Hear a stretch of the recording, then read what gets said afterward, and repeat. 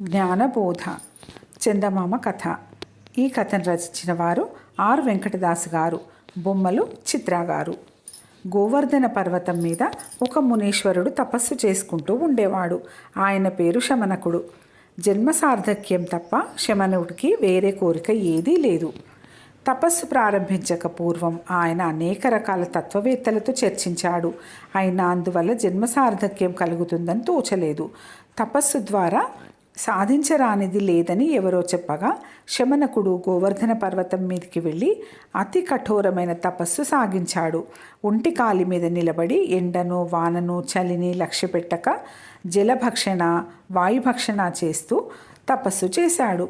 అప్పటికి శమనకుడికి జన్మ సార్థక్యం కలుగుతున్నదని అనిపించలేదు. తపస్సు వల్ల ఆయన మనసు ఆత్మానందంతో నిండటానికి బదులు నిరాశతోనూ ఆందోళనతోనూ నిండిపోయింది. ఒకనాడు శమనకుడు నిద్రపోతూ ఉండగా ఆయన కళ్ళ ఎదుట ఒక గొప్ప తేజస్సు కనపడింది. అందులో నుంచి కొన్ని మాటలు వినిపించాయి. నాయన, తపస్సు చాలించి జ్ఞానం సంపాదించు. కొండ దిగి తూర్పుగా వెళ్ళు. జాము పొద్దెక్కేలోపుగా నీకొక పశువుల కాపరి కనిపించి జ్ఞానబోధ చేస్తాడు. ఈ మాటలు పలికి తేజస్సు అంతర్ధానమయ్యింది. శమనకుడు లేచి కూర్చుని తూర్పు దిక్కుగా చూశాడు. అప్పుడప్పుడే అరుణోదయం అవుతున్నది. శమనకుడు కొండ దిగి సూటిగా సూర్యోదయం కేసి నడిచాడు. కొంత దూరం వెళ్ళాక ఒక కొండవాగు తగిలింది. శమనకుడు అందులో స్నానం చేసి మళ్ళా ప్రయాణం సాగించాడు. సూర్యోదయమైన కొంతసేపటికి శమనకుడికి అస్పష్టంగా పిల్లన గ్రోవిధ్వని వినిపించింది. తర్వాత కొంతసేపటికి ఒక ఆవుల మంద వస్తువు కనపడింది. ముందున్న ఆవుల్లో ఒక దాని మీద ఒక చిన్న పిల్ల ఎక్కి ఉన్నది. ఆ పిల్ల వయస్సు 6-7 కన్నా ఎక్కువ ఉండదు. ఆమె శమనకుడికేసి కళ్ళు పెద్దవి చేసి చూసింది. కఠోర తపస్సు చేసి కృషించిన శమనకుడు గడ్డాలు మీసాలు పెరిగి జుట్టు అట్టలు కట్టుకుపోయి చూడడానికి భయంకరంగా ఉన్నాడు. శమనకుడు ఆ పిల్లను గమనించలేదు. ఆయన కళ్ళు పశువుల కాపరి కోసం వెతుకుతున్నాయి. ఆ పశువుల మందకు వెనుకగా పిల్లన గ్రోవి ఊదుకుంటూ పశువుల కాపరి వచ్చాడు. అతని వయస్సు 20కి మించదు. ముతక గుడ్డలు కట్టుకొని మొరటుగా ఉన్నప్పటికీ అతను స్ఫురద్రూపిగానే ఉన్నాడు. పశువుల కాపరిని చూడగానే శమనకుడు అతనికేసి వేగంగా నడిచాడు.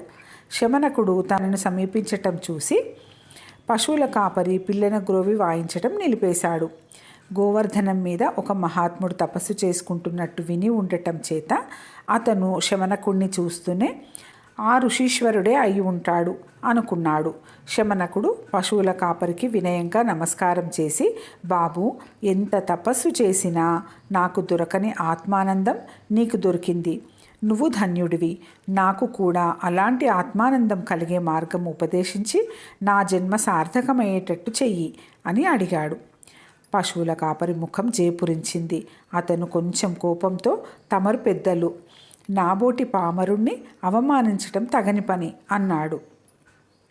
నిన్ను అవమానించటమూ లేదు, అపహాస్యం చేయటమూ లేదు బాబు. నీ ద్వారా జ్ఞానబోధ పొందమని ఉత్తర్వయింది. నేను వస్తున్నది కూడా నీకోసమే. నువ్వు ఏమి చేసి ఇంతటి జ్ఞానం పొందావో తెలిపినా చాలు.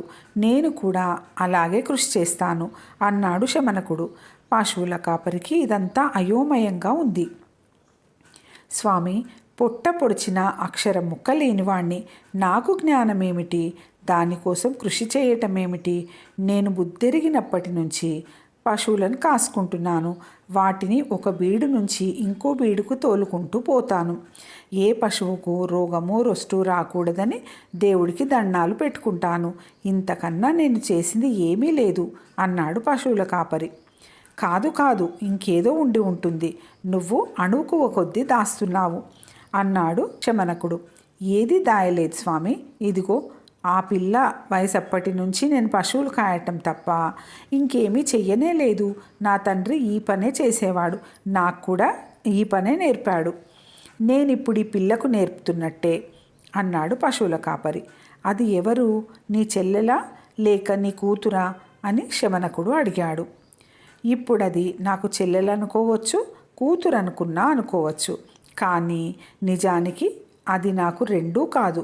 అది చంటి పిల్ల అయి ఉండగా వాళ్ళింట దొంగలు పడి దాని తండ్రిని తల్లిని చంపేసి పసిగుడ్డును మాత్రం ప్రాణాలతో వదిలిపోయారు. ఆ స్థితిలో అది నాకు దొరికింది. పాపం, కళ్ళు తెరవని పసికందు అన్నాడు పశువుల కాపరి. దాన్ని తెచ్చి పెంచటానికి మీ అమ్మకో నీ భార్యకో ఇచ్చావన్నమాట అన్నాడు శమనకుడు. లేదు లేదు, నేనే పెంచాను. అప్పటికే మా అమ్మ పోయింది. నాకు పెళ్లి కాలేదు. నా పెంపకంలోనే అది ఏపుగా గుమ్మడికాయలాగా పెరిగి ఇంతదైంది. తమరు చూశారుగా అన్నాడు పశువుల కాపరి. అప్పటికి నువ్వే చాలా చిన్నవాడివేమో అన్నాడు శమనకుడు. చిన్నవాణ్ణే అయితేనేం, బలంగా ఈలావున ఎద్దులాగా ఉండేవాణ్ణి అన్నాడు పశువుల కాపరి. ఆ పిల్లని సాకటం నీకు కష్టం కాలేదా అని శమనకుడు అడిగాడు. కష్టమన్న కష్టమా, నోరు వాయిలేని పిల్ల. ఏడిస్తే ఏ కడుపు నొప్పో కాలు నొప్పో తెలిసేది కాదు. ఎన్ని జబ్బులు, ఎంత యాతన అన్నాడు పశువుల కాపరి. దానితో ఈ కష్టాలన్నీ ఎందుకు పడ్డావు? నీ కష్టానికి ఏం ప్రతిఫలం ఆశించావు అని శమనకుడు అడిగాడు. పశువుల కాపరి ఆయనకేసి ఒక్క క్షణం పాటు వింతగా చూసి, ప్రతిఫలమా? అది పెరిగి పెద్ద కావటం ప్రతిఫలం కాదు. దాన్ని ఎత్తుకొని తిరిగాను, ఆడించాను, దాని చేత తప్పటడుగులు వేయించి నడవటం నేర్పించాను, దానికి ఒక్కొక్క విద్య నేర్పించాను, దానికి పశువులు కాయటం నేర్పించాను. ఇదంతా ప్రతిఫలం కాదు. దాన్ని పెంచటం మొదలుపెట్టాక ఒక్కరోజన్నా బీరుపోయిందా అన్నాడు. శమనకుడు కళ్ళ వెంట జలజల కన్నీరు కార్చసాగాడు. నీ జన్మ ఎట్లా సార్థకమైందో, ఆత్మానందం ఎలా కలిగిందో నాకు అర్థమైంది నాయన. పసితనంలోనే నీకు ప్రేమతత్వం అలవడింది. నిస్వార్థంగా మరొకరి కోసం కష్టపడటంలో గల ఆనందాన్ని తెలుసుకున్నావు. దాన్ని నేను క్షుద్రంగా భావించి అంధకారంలో పడ్డాను. ఇంత ముసలితనంలో నాకు జ్ఞానోదయం కలిగింది. భగవంతుడు అనుగ్రహించి నాకు ఆయువిస్తే ఇంటికి వెళ్ళి నా ఆత్మానందాన్ని వెతుక్కుంటాను అంటూ శమనకుడు వెనుదిరిగి బయలుదేరాడు.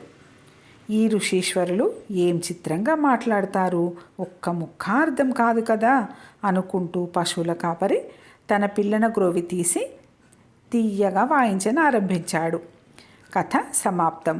ఇంత చక్కటి కథ మీకు నచ్చే ఉంటుంది. నచ్చినట్లయితే లైక్ చేసి సబ్స్క్రైబ్ చేసుకొని మీ ఆత్మీయులకు షేర్ చేయగలరు.